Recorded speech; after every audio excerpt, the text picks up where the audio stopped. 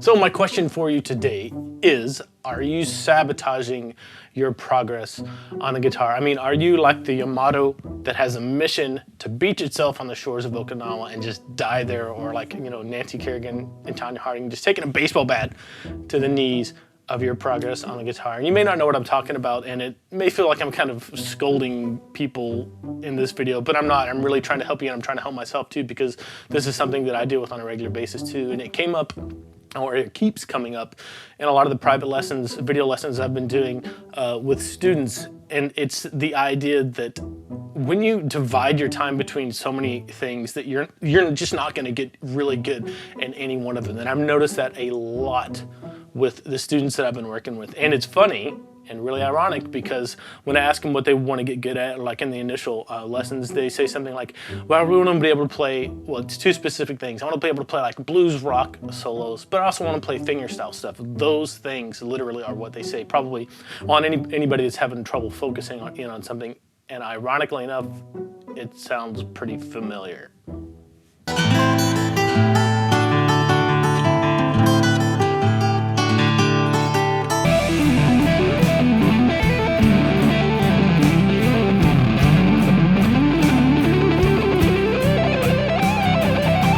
Those are the basic two areas that I love. I love like fusion-y, rock, lead guitar stuff, and I love fingerstyle stuff. And I've noticed over the years, I've been dealing with this my whole life. For like 27 years that I've been playing guitar, I'm always divided between those two things. And what happens when you're divided between something like that is you work on one for a while, and you're like, oh, all right, I see some progress, and then you go work on the other one. And the first one you're going goes down, and you end up in this kind of a cycle of waves where, yeah, you're getting better a little bit, but they're both, it's not like if you're working on one thing the entire time, it would just keep going up and up and up. I don't even have a guitar. I feel weird without a guitar. So the thing that, and yes, I have no shoes on.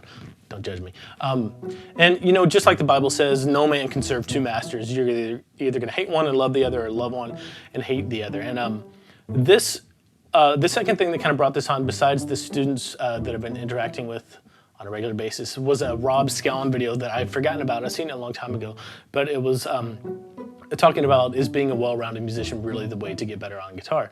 And I've always been a big proponent of being a well-rounded musician, to a degree. Like when you're learning the basics of getting the guitar down, open chords, your basic song library, your library for your shapes as far as scales, triads, chords, and things like that.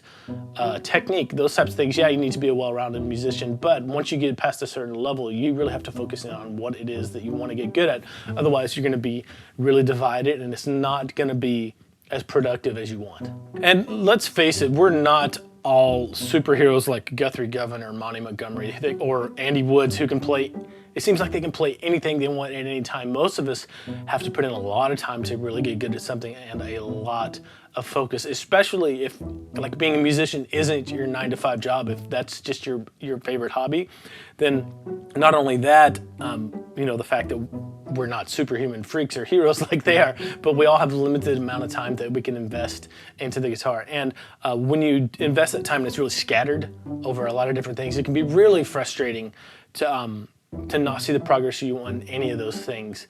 And I think that's what stops people from making progress in general a lot on the guitars. They get frustrated because they're trying to tackle too many things at once. Now, I'm not saying that you have to pick one style of music or one style of playing and stick with that for the rest of your life, and that's what you're stuck with. But do this. Think about your favorite players right now. Think about, top 2 or 3 favorite players. What are they good at? Odds are it's one style of music or one vein of music that they really excel at. Excel spreadsheet. A really good example of this is just sight reading. And I know not everybody wants to or needs to be really good at sight reading, but if you want to be proficient at it and really good at it, you have to do it all the time for a really long time. Otherwise, it's just going to be super frustrating. The same goes for anything else, but that's just like a really specific niche example. But if you want to be a good fingerstyle guitarist, you're going to have to put in the time with that. And every time you go veer off on lead stuff, that's going to take away time that you could have been spending on getting better at fingerstyle stuff and growing there. And I'm speaking from firsthand experience on this. Like I said, for 27 years, I've been kind of divided back and forth between the world of fusion lead guitar and then fingerstyle guitar. But you know, lately I've decided to make a more pronounced step towards fingerstyle. For example, last night I practiced for like 3 hours, and 2.5 hours was on fingerstyle, and the other half hour was on lead guitar stuff. And is that bad? No, I had fun doing it, but that a half hour I spent on lead guitar stuff could have been put towards fingerstyle stuff. But you know, you have to kind of measure yourself and write down your goals for what you want, and that's a big step. That's the first step to actually being able to focus in and really make some huge strides, I think, on getting better at what you want to get better on the guitar. Is do some inner soul searching, find out exactly what it is that you want to get better on the guitar. And it may be 2 or 3 things, but you have to write them down and then really think about, okay, which one of these am I going to tackle for the next, 6 months to a year at a minimum, to really see some awesome progress. And trust me, when you do this, and I've been going through this over the past several months, when you do this, you're going to see a lot of gains in those areas. For me, it's fingerstyle right now. That's what I've really been focusing on.